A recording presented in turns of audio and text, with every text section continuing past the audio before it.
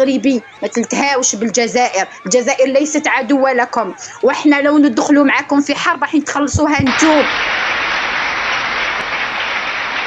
اما لا نقول للشعب اخرج طالب بحقك، عيش راجل ولا موت راجل، عيش حر او موت حر. لا راكم خايفين تدفعوا ضريبه، هي تدفعوها ضريبه الاستقلال. ما كاش استقلال يجي بلاش.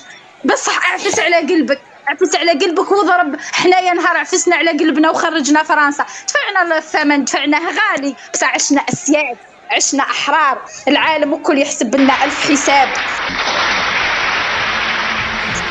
فلا تهاجمونا ولا تجعلوا مننا أعداء، لأننا لا نكن العداوة للشعب المغربي الضعيف.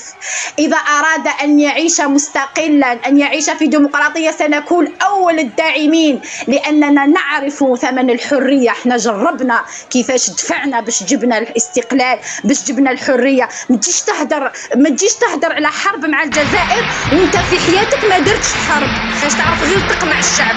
والشعب اللي راهو واهم انه اسرائيل جات باش تحميه من الجزائر، راهو جاب اسرائيل باش تحمي المملكه نتاعو، باش تحمي المملكه تاعو. نهار الشعب يخرج ليه اول عدو راح تستقبل هي اسرائيل، راح تقمعو، ما تخليش المملكه تنهار.